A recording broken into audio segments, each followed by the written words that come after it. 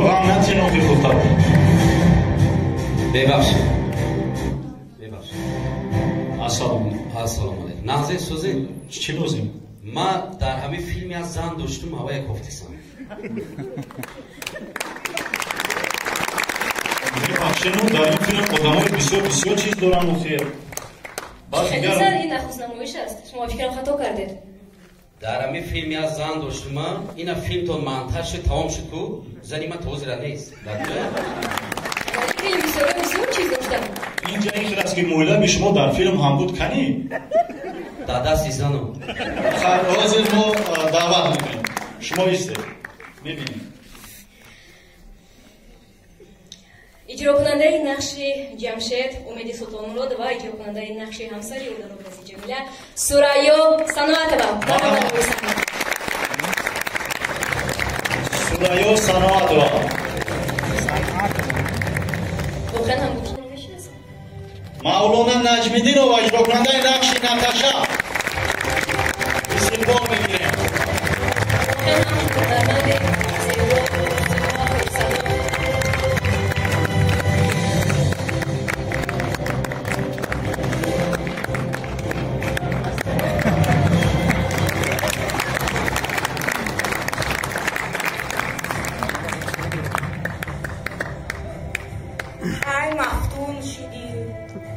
مفتون کردم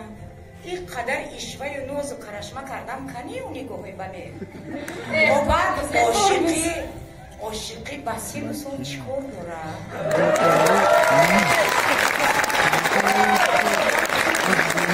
میگن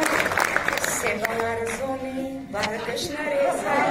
دلش ریزه خوابش نریزه هم خوابشم بریزم و پختگیشم اجازه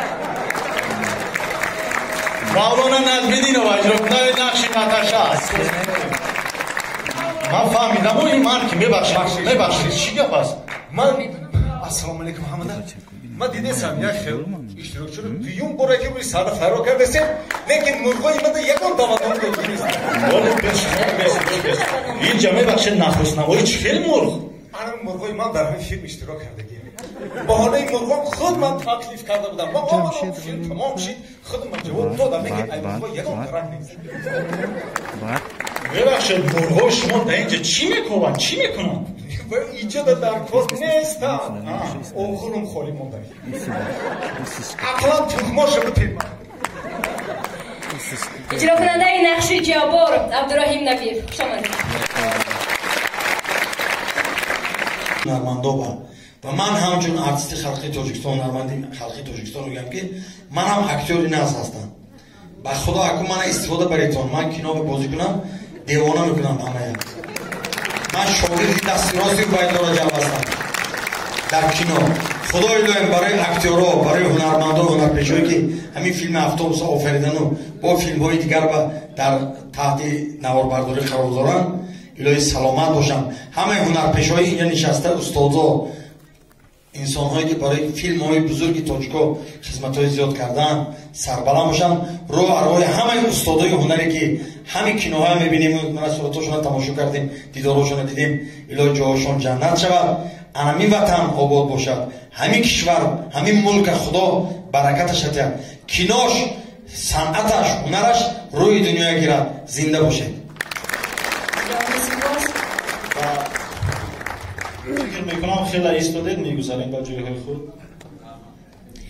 من یک چیز رو باید خاطرتان نمایم که چون اینجا هنرمند خلقی تاجیکستان افضل شده از استاد از عبیدالله رجبوف سخن راندن خاطرتان می‌دهم که استاد نیز در همین تالار حضور دارند و افتخار ایشان کف می‌گویم صمیمانه و عزیز